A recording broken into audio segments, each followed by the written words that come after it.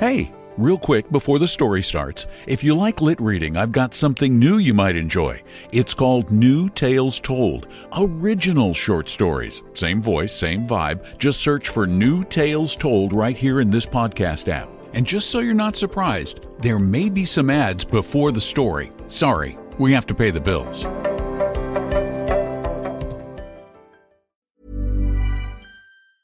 Hey guys, it's Paige from Giggly Squad, and if you're anything like me, holiday shopping has officially started. And you know where I'm going? Ulta Beauty. They have the cutest gift sets right now, like the Sol de Janeiro, Shea Rosa, and Cheer Perfume Mist Trio. It smells so good. I've been misting it everywhere. On me, on the street, on my pillow. It's a whole vibe. I'm obsessed with the Tarte Kindness Cafe Collector Set. It's packed with everyday makeup must-haves, and it's honestly too cute to wrap. And if you need a cozy little self-care moment, the Moroccan Oil Hand Care Essentials Kit is luxe, hydrating, and smells delicious. Don't worry if you can't decide right now. An Ulta Beauty gift card is the perfect gift for everyone. So whether you're gifting your bestie or yourself, make the season yours and head to Ulta Beauty today. Ulta Beauty, gifting happens here. Get Thanksgiving ready at Whole Foods Market with so many ways to save. Their 365 brand has great prices and the high quality you expect. No antibiotics ever turkeys start at $1.49 a pound with Prime. Round out your spread with mashed potatoes and condensed soups, plus fresh organic produce like green beans, white mushrooms, and carrots for casseroles and sides. Shop low prices and quality at Whole Foods Market, in-store or online. Terms apply.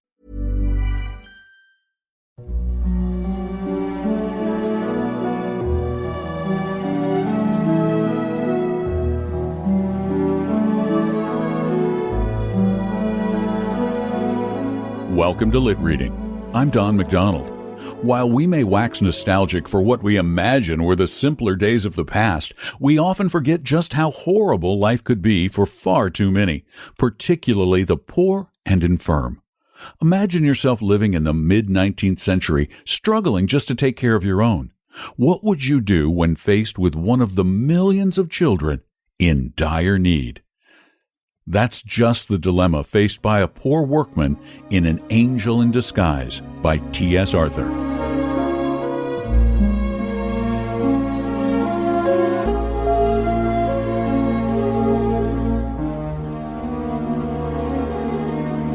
Idleness, vice, and intemperance had done their miserable work, and the dead mother lay cold and still amid her wretched children. She had fallen upon the threshold of her own door in a drunken fit, and died in the presence of her frightened little ones. Death touches the spring of our common humanity. This woman had been despised, scoffed at, and angrily denounced by nearly every man, woman, and child in the village. But now, as the fact of her death was passed from lip to lip in subdued tones, pity took the place of anger, and sorrow of denunciation. Neighbors went hastily to the old tumble-down hut in which she had secured little more than a place of shelter from summer heats and winter cold. Some with grave clothes for the decent interment of the body, and some with food for the half-starving children, 3 in number. Of these, John, the oldest, a boy of 12, was a stout lad, able to earn his living with any farmer. Kate, between 10 and 11, was a bright, active girl, out of whom something clever might be made, if in good hands. But poor little Maggie, the youngest, was hopelessly diseased. 2 years before, a fall from a window had injured her spine, and she had not been able to leave her bed since, except when lifted in the arms of her mother. What is to be done with the children? That was the chief question now. The dead mother would go underground and be forever beyond all care and concern of the villagers. But the children must not be left to starve. After considering the matter and taking it over with his wife, Farmer Jones said that he would take John and do well by him now that his mother was out of the way. And Mrs. Ellis, who had been looking out for a bound girl, concluded that it would be charitable in her to make choice of Katy, even though she was too young to be of much use for several years. "I could do much better, I know," said Mrs. Ellis, "but as no one seems inclined to take her, I must act from a sense of duty, expecting to have trouble with the child, for she is an undisciplined thing, used to having her own way." But no one said, "I'll take Maggie." Pitying glances were cast on her wan and wasted form, and thoughts were troubled on her account. Mothers brought cast-off garments and, removing her soiled and ragged clothes, dressed her in clean attire. The sad eyes and patient face of the little one touched many hearts, and even knocked at them for entrance. But none opened to take her in. Who wanted a bedridden child? "Take her to the poorhouse," said a rough man, of whom the question, "What's to be done with Maggie?" was asked. "Nobody's going to be bothered with her." "The poorhouse is a sad place for a sick and helpless child," answered one. "For your child or mine," said the other, lightly speaking. "But for this brat it will prove a blessed change.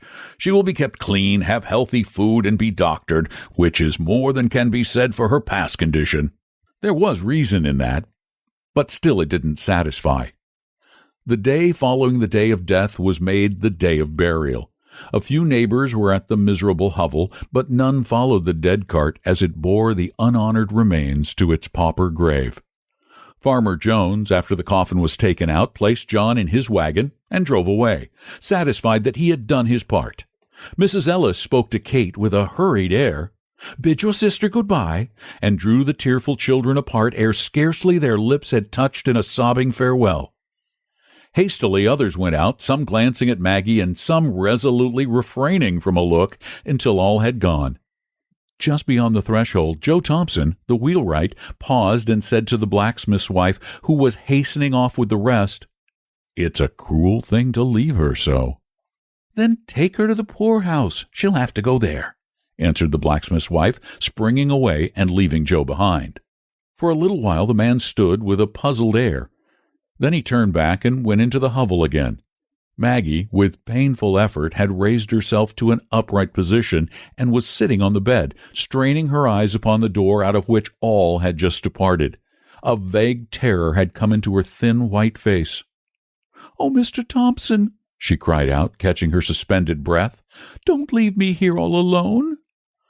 Though rough in exterior, Joe Thompson, the wheelwright, had a heart, and it was very tender in some places. He liked children, and was pleased to have them come to his shop, where sleds and wagons were made or mended for the village lads without a draft on their hoarded sixpences. "No, dear," he answered in a kind voice, going to the bed and stooping down over the child. "You shan't be left here alone." Then he wrapped her with a gentleness almost of a woman in the clean bedclothes which some neighbor had brought, and lifting her in his strong arms, bore her out into the air and across the field that lay between the hovel and his home. Now Joe Thompson's wife, who happened to be childless, was not a woman of saintly temper, nor much given to self-denial for others' good. And Joe had well-grounded doubts touching the matter of greeting he should receive on his arrival. Mrs. Thompson saw him approaching from the window and with ruffling feathers met him a few paces from the door as he opened the garden gate and came in. He bore a precious burden and felt it to be so. As his arms held the sick child to his breast, a sphere of tenderness went out from her and penetrated his feelings. A bond had already corded itself around them both, and love was springing into life. "What have you there?" sharply questioned Mrs. Thompson. Joe felt the child start and shrink against him. He did not reply except by a look that was pleading and cautionary that said, "Wait a moment for explanations, and be gentle," and passing in, carried Maggie to the small chamber on the first floor and laid her on a bed. Then, stepping back, he shut the door and stood face to face with his vinegar-tempered wife in the passageway outside. "You haven't brought home that sick brat!" Anger and astonishment were in the tones of Mrs. Joe Thompson. Her face was aflame. "I think women's hearts are sometimes very hard," said Joe. Usually Joe Thompson got out of his wife's way, or kept rigidly silent and non-combative when she fired up on any subject. It was with some surprise, therefore, that she now encountered a firmly set countenance and a resolute pair of eyes. "Women's hearts are not half so hard as men's."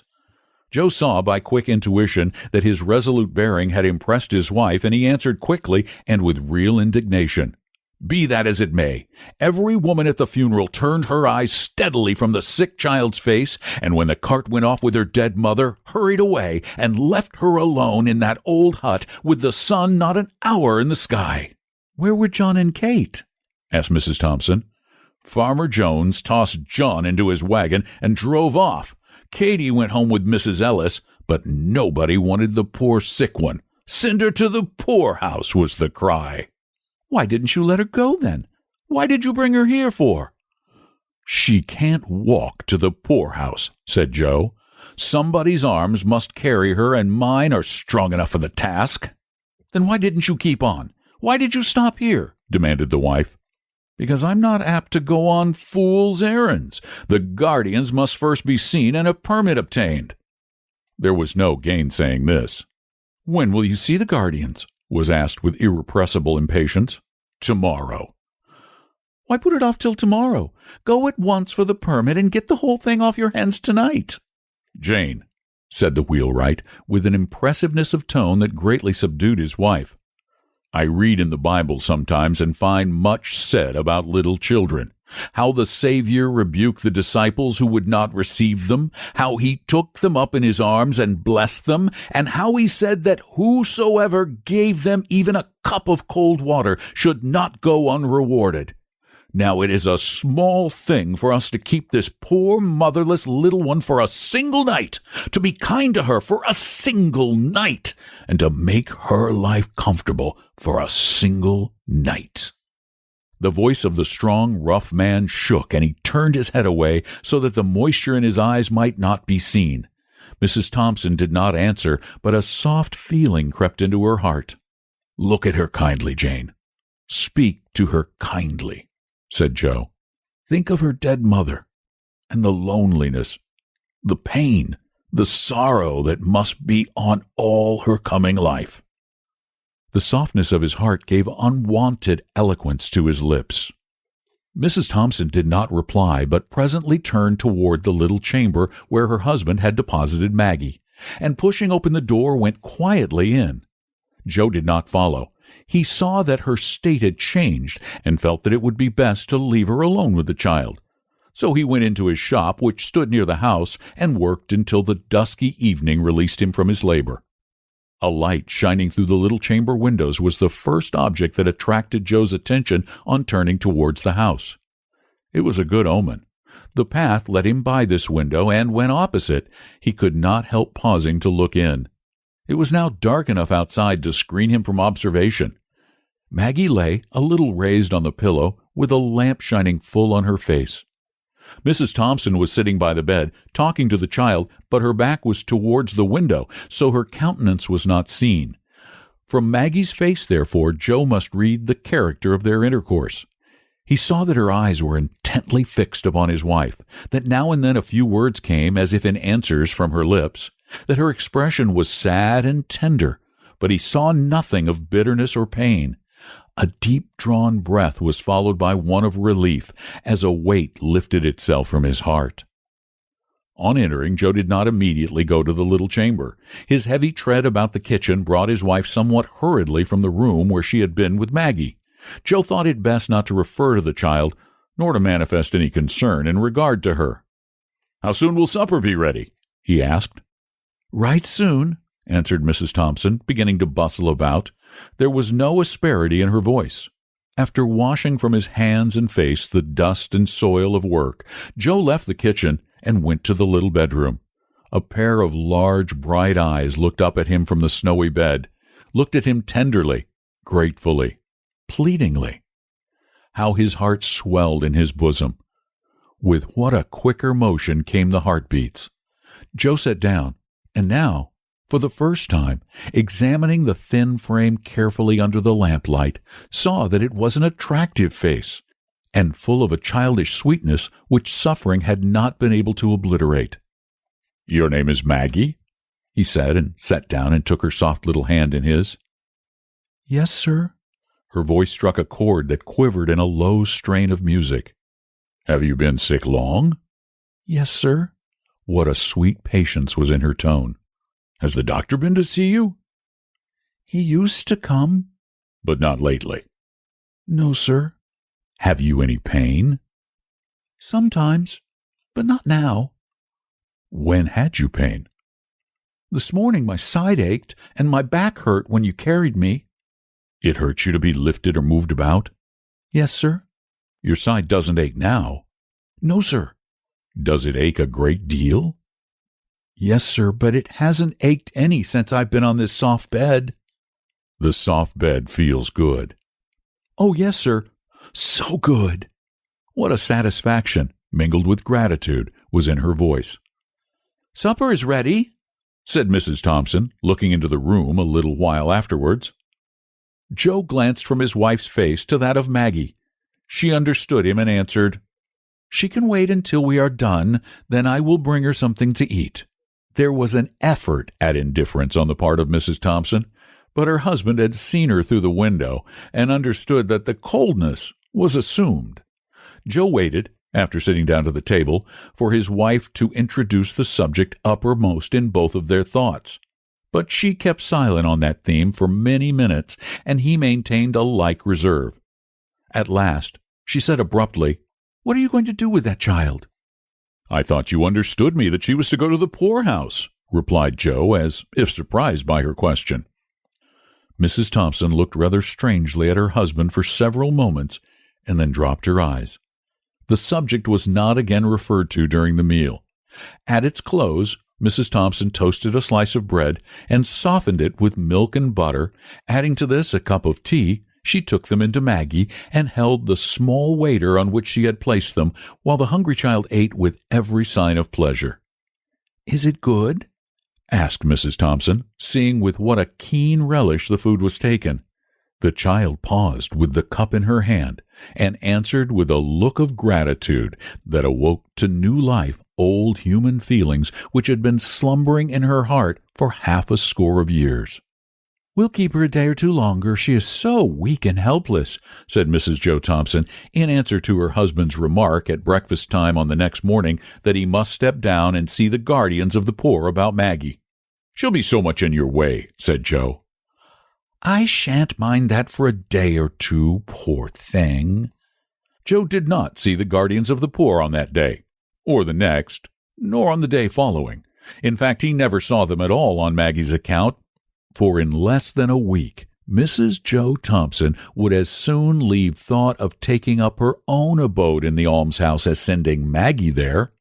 What light and blessing did that sick and helpless child bring to the home of Joe Thompson, the poor wheelwright?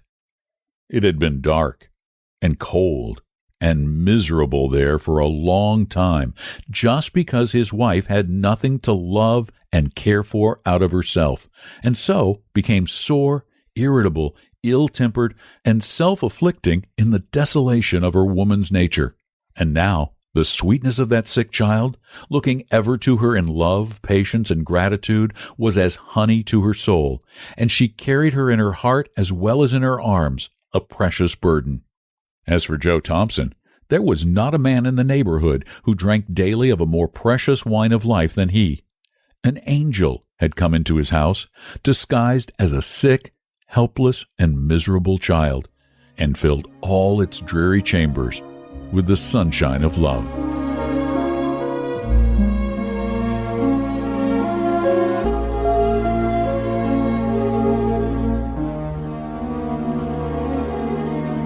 Timothy Shea Arthur, T.S. Arthur, had always wanted to be a writer and struggled to find his voice. His biggest successes came through his work in the temperance movement, capped by the publication of his book, 10 Nights in a Barroom and What I Saw There. Arthur was also well known for the short stories he wrote for Godey's Lady's Book and other popular magazines of the day. His stories are best known for their brutal realism. Thank you again for listening to Lit Reading. It means a lot that you enjoy the podcast and that you share it with your friends. Please subscribe to the podcast through your favorite podcast service, most particularly iTunes or Apple Podcasts. They're pretty much one and the same, because that's the most popular service on the internet. And also, if you like what you hear, it makes my heart swell to read your reviews. And by the way, my new podcast, Read a Storis, Classic Stories for Children, is now available on most of the major podcast services like Apple Podcasts or at readastoris.com. That's read a story to us without the Y, T, and O. readastoris.com. Thanks again for listening. I'm Don McDonald.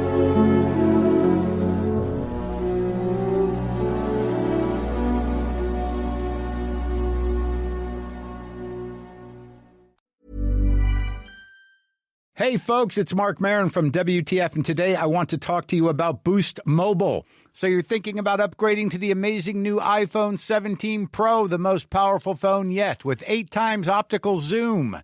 But are you also thinking about the hassle of getting the phone at the store and transferring all your data? Well, good news. When you order a new phone online with Boost Mobile, they'll send an expert to your home or work to deliver your brand new iPhone 17 Pro and get you all set up on Boost Mobile within minutes. Visit boostmobile.com to get started. Delivery available for select devices purchased at boostmobile.com. Terms apply. Get Thanksgiving ready at Whole Foods Market with so many ways to save. Their 365 brand has great prices and the high quality you expect.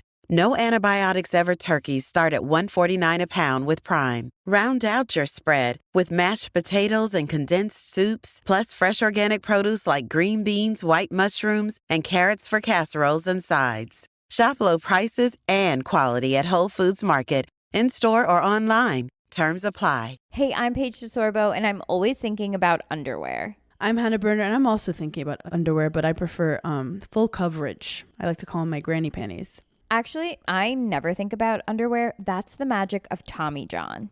Same. They're so light and so comfy, and if it's not comfortable, I'm not wearing it. And the bras, soft, supportive, and actually breathable. Yes, Lord knows the girls need to breathe. Also, I need my PJs to breathe and be buttery soft and stretchy enough for my dramatic tossing and turning at night. That's why I live in my Tommy John pajamas. Plus, they're so cute because they fit perfectly. Upgrade your drawer with Tommy John. Save 30% for a limited time at TommyJohn.com/comfort. See site for details. Thanks for listening all the way to the end. You're officially a story finisher, and I appreciate that more than you know. If you're curious what else I'm up to, check out one of my other podcasts, New Tales Told. It's brand new, original short fiction written and narrated by me.